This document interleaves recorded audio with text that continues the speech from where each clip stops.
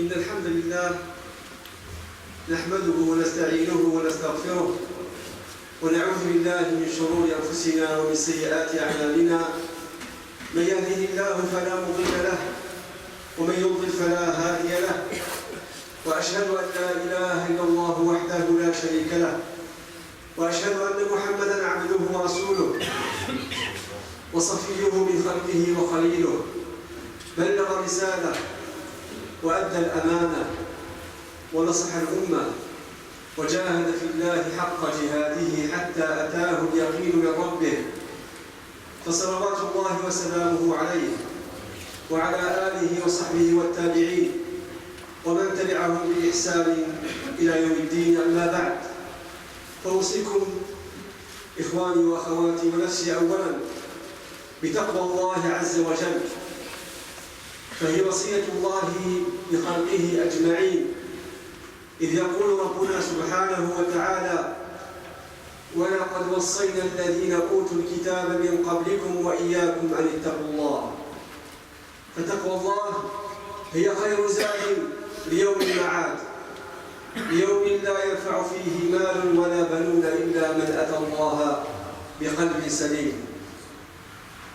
أيها الإخوة والأخوات، يقول الله سبحانه وتعالى في محكم التنزيل وهو أصدق القائلين: يا أهل الكتاب لا تغلوا في دينكم ولا تقولوا على الله إلا الحق. ويقول سبحانه وتعالى: قل يا أهل الكتاب لا تغلوا في دينكم غير الحق ولا تتبعوا أهواء قوم قد ضلوا من قبل وأضلوا كثيرا وضلوا عن سواء السبيل. وإن نزلت هذه الآيات في أهل الكتاب فالخطاب موجه للمسلمين أيضا. الغلو أيها الإخوة الأفاضل مشكلة قديمة حديثة، حذرنا النبي صلى الله عليه وسلم فقال: إياكم والغلو في الدين، فإنما أهلك من كان قبلكم الغلو في الدين. والغلو في اللغة هو المجاوزة في الحد والقدر، وأما في الاصطلاح فالغلو هو الزيادة، سواء كانت هذه الزيادة اعتقادية أو عملية أو حكماً على الآخرين. فالنصارى مثلاً غلوا في عيسى بن مريم، واليهود غلت في عزير. يقول سبحانه وتعالى: وقالت اليهود عزير ابن الله وقالت النصارى المسيح ابن الله، ذلك قولهم بأفواههم يضاهئون قول الذين كفروا من قبل قاتلهم الله أنى يؤفكون. وفي قصة بني إسرائيل يقول سبحانه وتعالى: قالوا ادع لنا ربك يبين لنا ما هي إن البقرة تشابه علينا وإنا إن شاء الله لمهتدون. لما أمروا بذبح البقرة سألوا عدة أسئلة، وكان يكفيهم كما قال ابن عباس في هذه الآية، يقول رضي الله عنهما في تفسير هذه الآية: لو أخذوا أدنى بقرة اكتفوا بها لأجزأهم، لكنهم شددوا فشدد عليهم، وهكذا حال كل إنسان. فالإنسان عندما يأتيه أمر يبدأ بالأسئلة فيشدد على نفسه. وحتى في عهد النبوة كان يوجد بعض صور الغلو. فعن أنس رضي الله عنه قال: جاء 3 رهط إلى بيوت أزواج النبي صلى الله عليه وسلم يسألون عن عبادة النبي عليه الصلاة والسلام، فلما أخبروا كأنهم لما أخبرهم نساء رسول الله صلى الله عليه وسلم بما كانت عليه عبادة رسول الله، كأن هؤلاء الشباب تقالوا هذه العبادة وجدوها قليلة، فقالوا: وأين نحن من رسول الله صلى الله عليه وسلم وقد غفر الله له ما تقدم من ذنبه وما تأخر. فقال أحدهم: أما أنا فأصلي الليل أبدا، يعني كل ليل أقوم الليل ولا أنام. وقال الآخر: وأنا أصوم الدهر أبدا ولا أفطر. وقال الآخر: وأنا أعتزل النساء فلا أتزوج أبدا. فظاهر هذا الكلام أنه خير لأنه زيادة في العبادة. هناك من إذا حلل هذا الموقف سيقول بمنطقه أن ما قام به أو ما قاله هؤلاء الشباب هو خير لأنها زيادة في العبادة. ولكن لما جاء رسول الله صلى الله عليه وسلم وأخبر بهذا الأمر صعد المنبر لخطورة الموقف وخطب في المسلمين عليه الصلاة والسلام فقال: ما بال أقوام يقولون كذا وكذا، دون أن يسميهم، ما بال أقوام يقولون كذا وكذا. قال مصححا لهذا المفهوم: أما أنا عليه الصلاة والسلام قال، أو قبل ذلك قال: أنا والله إني لأخشاكم لله وأتقاكم له، لكني أصوم وأفطر وأصلي وأرقد وأتزوج النساء، فمن رغب عن سنتي فليس مني. متفق عليه. ويخبرنا الله سبحانه وتعالى أن الغلو في الدين هو كذب على الله سبحانه. يقول عليه سبحانه وتعالى: لا تغلوا في دينكم ولا تقولوا على الله إلا الحق، إذ ينسب الغلاة زورا وبهتانا غلوهم إلى الله، فيقولون ما نقوم به هو أمر الله سبحانه وتعالى، وهذا كذب عليه سبحانه وتعالى. والغلو عباد الله ضلال عن الحق والصواب. يقول سبحانه وتعالى: وإذا قيل لهم لا تفسدوا في الأرض قالوا إنما نحن مصلحون ألا إنهم هم المفسدون ولكن لا يشعرون. وإذا قيل لهم آمنوا كما آمن الناس قالوا أنؤمن كما آمن السفهاء ألا إنهم هم السفهاء ولكن لا يعلمون. لأن الذي ابتلي بالغلو يظن أنه على الحق المطلق وأن غيره هو الضال، فيضلل الجميع ويبدع الجميع ويفسق الجميع، فهو يظن أنه على جادة وأنه صاحب الحق الذي لا مرية فيه، وهذا ضلال مبين. ويقول سبحانه وتعالى: قل هل ننبئكم بالأخسرين أعمالا الذين ضل سعيهم في الحياة الدنيا وهم يحسبون أنهم يحسنون صنعا أولئك الذين كفروا بآيات ربهم ولقائه فحبطت أعمالهم فلا نقيم لهم يوم القيامة وزنا.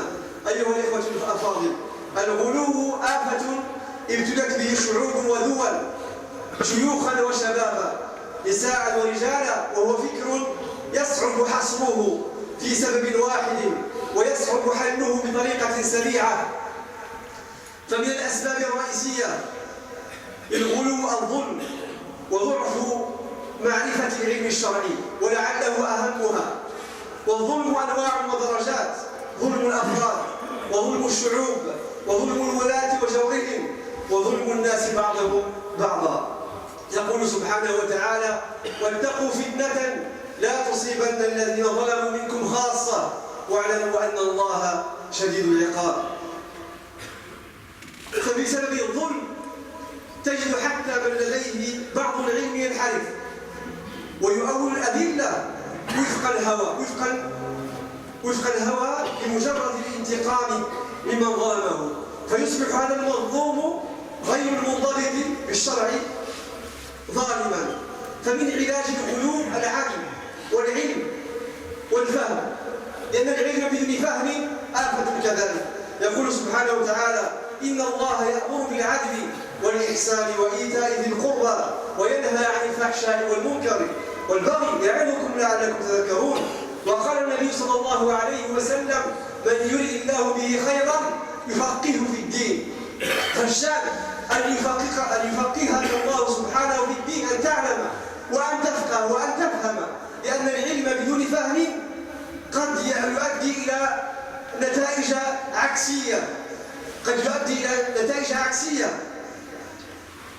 ومن أسباب الغلو أيضا ضعف علاقة الآباء بأولادهم، فتجد الأب يعرف من ابنه السلام والتخدير فقط، أما مجالسته والتحاور معه والسماع منه وسماع أفكاره إلى غير ذلك فهذا قليل ما تجد هذا الحوار. ذلك من أسباب ذلك هذه مسؤولية مسؤولية الآباء والأمهات التربية الدينية الصحيحة في البيت، لأن الأب هو المسؤول على تربية أولاده تربية دينية صحيحة، هو الذي يعقمهم، هو الذي يعطيهم ما يتحصلون به من الغلو في البيت، لأنه إذا لم يقم بهذا العمل قام به غيره، فهناك الشبكات العنكبوتية وهناك قرناء السوء إلى غير ذلك. فإذا لم يكن الإنسان محصنا علميا فيسهل عليه أن يقع في الغلو،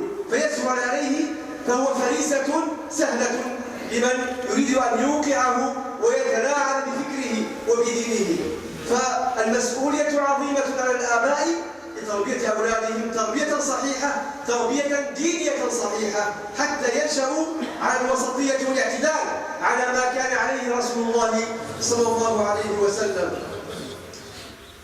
يقول سبحانه وتعالى: وانظروا إلى هذه الآيات كيف أن لقمان رضي الله عنه عليه السلام كان يربي ابنه منذ صغره، وإذ قال لقمان لابنه وهو يعظه: يا بني لا تشرك بالله إن الشرك لظلم عظيم، إلى غير ذلك. وقال سبحانه وتعالى في نفس السياق: وقال يا بني أقم الصلاة وأمر بالمعروف وانهى عن المنكر واصبر على ما أصابك إن ذلك من عزم الأمور. فلا بد ولزاما علينا أن يكون هذا الحوار في البيت بين الآباء والأبناء حتى ينشأ هذا النشء نشأة طيبة مباركة بالفهم الصحيح لدين الله سبحانه وتعالى. أقول ما تسمعون وأستغفر الله لي ولكم فاستغفروه إنه هو الغفور الرحيم.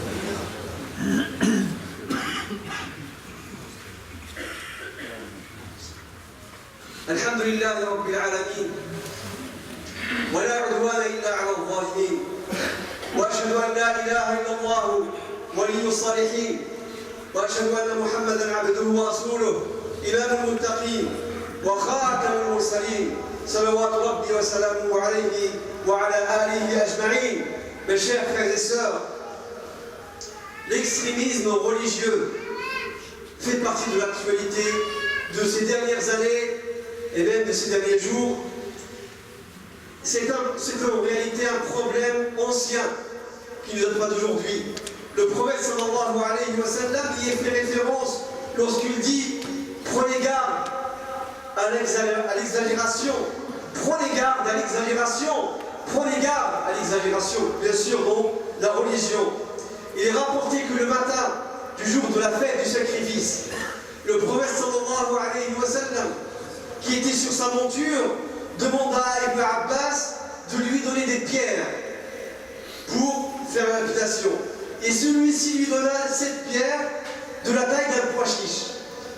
Le prophète sallallahu alayhi wa sallam les secoua dans sa main et a dit: tirez des pierres comme celle-ci. C'est-à-dire, ne prenez pas de grosses pierres. Parce que les gens exagèrent, même dans ça. Regardez que l'exagération commence ici, dans des petites choses, puis se développe jusqu'à ce que ça devienne des choses plus importantes. Puis il a dit, alayhi salatu wa salam: oh vous les gens, prenez garde à l'exagération dans la religion. Prenez garde à l'exagération dans la religion. Car certes, écoutez bien, barakallahu fikum, car certes, ce qui a perdu ceux qui sont venus avant vous est l'exagération dans la religion. Ibn Majah et Albani ont rapporté ce hadith. Les savants interprètent ce hadith en disant: l'excès ou l'exagération dans la religion concerne la croyance et les actes. Les deux. L'exagération, c'est de dépasser les limites sur l'éloge ou le mépris de quelque chose ou quelqu'un, plus que ce qu'il ne mérite.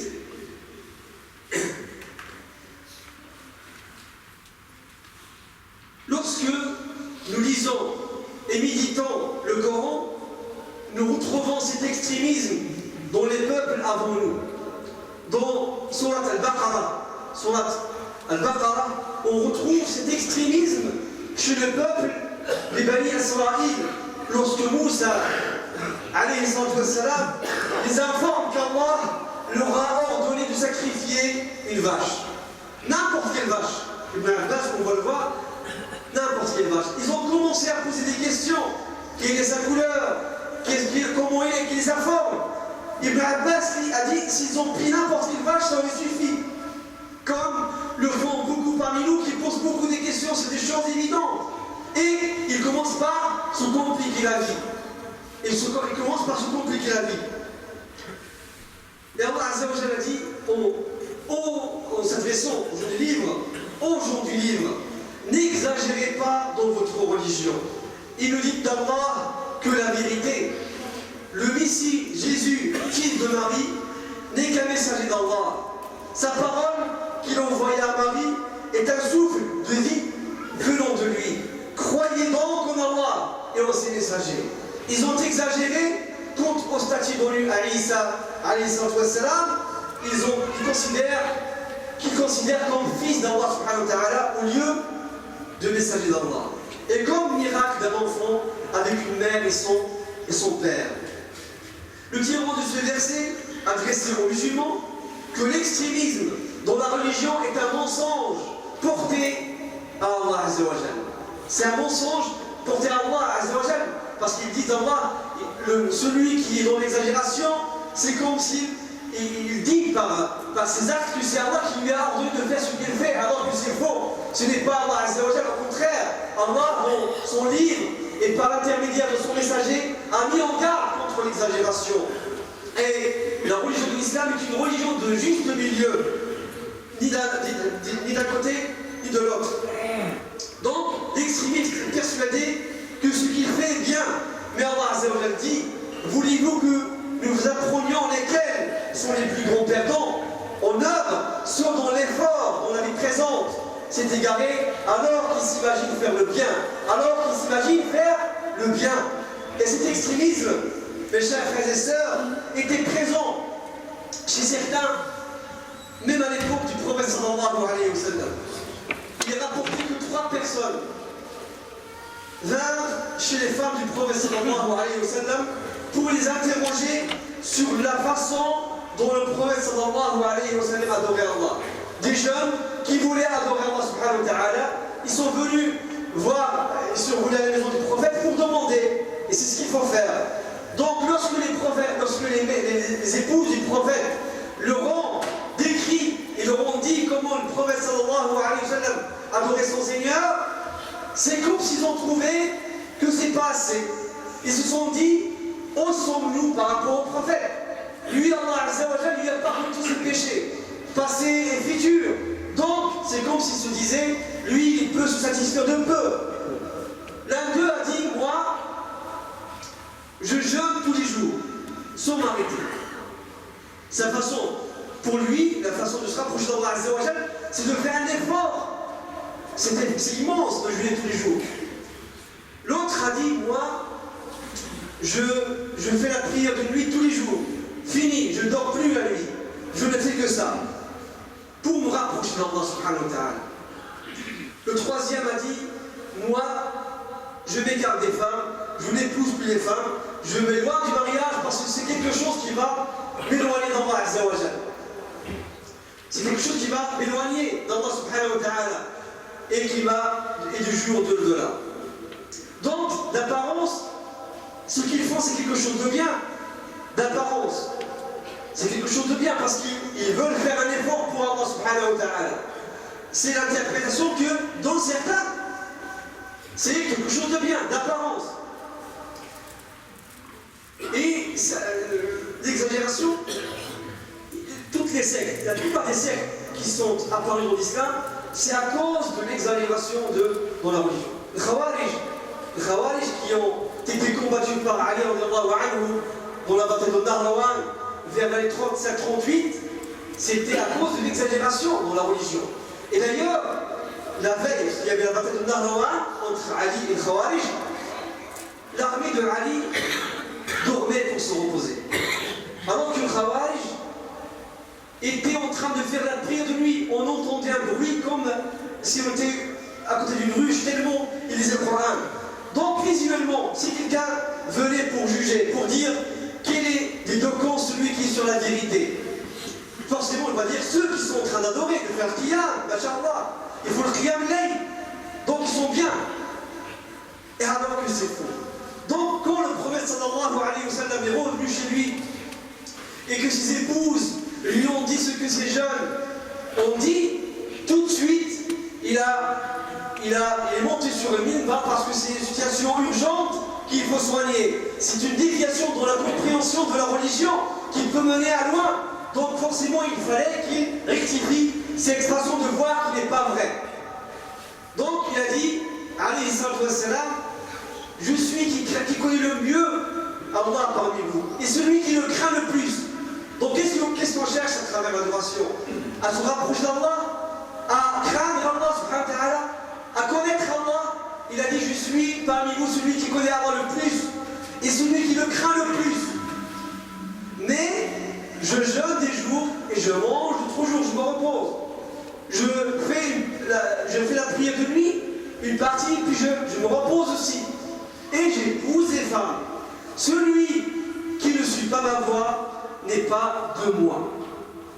N'est pas de moi. Donc c'est quelque chose qui est grave, qui est important. Donc voilà cette façon de comprendre. Alors, on peut tirer de ce hadith comme première cause de l'extrémisme religieux le manque de connaissance en islam. Le manque de connaissance en islam, bien sûr tiré du Coran et de la sunna du prophète sallallahu alayhi wa sallam. Ou une mauvaise interprétation, comme celle des trois compagnons qui avaient une compréhension qui a été rectifiée par notre homme, le prophète sallallahu alayhi wa sallam. Donc, la science plus la bonne compréhension. La science plus la bonne compréhension. La science, celui qui vit en France et qui a une compréhension, c'est comme s'il vivait dans un pays musulman, forcément il va tomber dans l'erreur. La vie juridique chez les savants change en fonction du temps et du lieu. Je ne peux pas me comporter en France comme je me comporte ailleurs, dans un pays musulman. Il y a une différence. Si tu ne comprends pas, tu vas certainement tomber dans la difficulté. Donc, la difficulté aussi dans l'erreur. Donc forcément, maintenant, malheureusement, il y a un manque de confiance entre beaucoup de jeunes et les savants qu'on a en France. Est-ce qu'on a des savants en France? Bien sûr que oui, alors que beaucoup pensent que non, que les savants c'est uniquement dans un seul pays, dans le monde, et puis il faut écouter que ça, et forcément c'est fort pour ces gars, parce que ceux qui connaissent le mieux notre vécu ici en France, ce sont ceux qui le fréquentent, qui vivent ici, qui connaissent comment est la France, qui connaissent ses spécificités. Donc forcément, si je prends d'ailleurs, forcément je vais me tromper un jour. Donc la première cause de cet extrémisme, c'est le manque de science ou la mauvaise compréhension de la religion. La mauvaise compréhension de la religion, ce n'est pas pour rien qu'Allah Azza wa Jal nous demande, dans le Coran, toujours de lui demander de nous guider vers le droit chemin. Et Ihdina as-sirata al-mustaqim. 17 fois au minimum, on le répète tous les jours. Ce n'est pas pour rien, parce qu'on a besoin d'être guidé, d'avoir une science et de bien comprendre et de mettre en pratique. Aussi, parmi les causes, donc, c'est l'injustice. Quand quelqu'un subit l'injustice, certains, portés par ce que vivent les musulmans comme pression ici ou là, dans certains pays, ils sont portés par cet esprit-là de revanche et tout, et ils commencent par, justement, dévier de ce point-là, et vouloir se venger de leur d'une manière ou d'une autre. Et ils trouvent dans leur religion la manière pour faire ce qu'ils veulent en fait, ce qu'ils veulent faire. La troisième chose, les causes sont nombreuses, bien sûr. C'est un sujet qui est grand. Il y a beaucoup de livres qui sont écrits dans ce sujet. J'invite mes frères et mes sœurs à lire ces livres-là pour justement qu'ils aient une culture plus large sur ce sujet. Et parmi les causes aussi, c'est le manque de dialogue dans la famille. Le manque de dialogue entre les parents et leurs enfants. Quand il y a un manque de dialogue, forcément, c'est du devoir du père, de la mère, d'éduquer religieusement leurs enfants. S'ils ne le font pas eux, il y a d'autres qui vont le faire à leur place. Il y a l'éducation, bien sûr, on pense à éduquer les enfants dans beaucoup de choses, et aussi l'éducation religieuse revient aux parents. C'est leur devoir bien sûr, d'inculquer à leurs enfants un vrai islam, un islam du juste milieu, de tolérance, et ne pas laisser les autres le faire à leur place, ne pas laisser connaissez Internet ou bien d'autres personnes, les tirer dire parce que le fait d'éduquer ton fils, de lui apprendre sa religion, qui est en train de l'immuniser, bien sûr, de le rendre, de le protéger, hein, qu'il n'est plus à la portée de n'importe qui. Et forcément, quand l'enfant n'a pas de science, n'a pas de connaissance, il écoute tout le monde, il écoute n'importe qui, et il est influençable. Il est influençable, il est facilement influençable. Enfin, donc, aux parents de se rendre compte de la responsabilité qu'ils ont sur les épaules vis-à-vis de leurs enfants et vis-à-vis de leur communauté, pour justement ne pas laisser la place vide à d'autres qui nuisent à notre religion, qui nuisent à notre image. Parce que le premier qui souffre de ce que font certains extrémistes, ce sont les musulmans, comme nous, qui vivent leur vie normalement et qui n'aspirent qu'à ça, à vivre une vie visible et à participer positivement dans la société où ils sont. نسأل الله عز وجل أن ينفعنا بما سمعنا اللهم أرنا الحق حقا وارزقنا اتباعه وأرنا الباطل باطلا وارزقنا اجتنابه اللهم اجعل اجتماعنا هذا اجتماعا مرحوما وتفرقنا من بعده سالما من الشر معصوما اللهم لا تجعل فينا ولا معنا شقيا ولا محروما اللهم آت نفوسنا تقواها وزكها أنت خير من زكاها أنت وليها ومولاها اللهم إنا نسألك الهدى والتقى والعفاف والغنى يا أرحم الراحمين يا رب العالمين اللهم لا تدع لنا في هذا المقام ذنبا إلا غفرته ولا هما إلا فرجته ولا كربا إلا نفسته ولا دينا إلا قضيته ولا مبتلا إلا عافيته ولا مريضا إلا شفيته برحمتك يا أرحم الراحمين يا رب العالمين اللهم ارحم موتانا اللهم اغفر ذنوبنا ويسر امورنا برحمتك يا ارحم الراحمين يا رب العالمين اللهم اغفر للمسلمين والمسلمات والمؤمنين والمؤمنات الاحياء منهم والاموات اللهم اغفر لوالدينا كما ربنا صغارا برحمتك يا ارحم الراحمين يا رب العالمين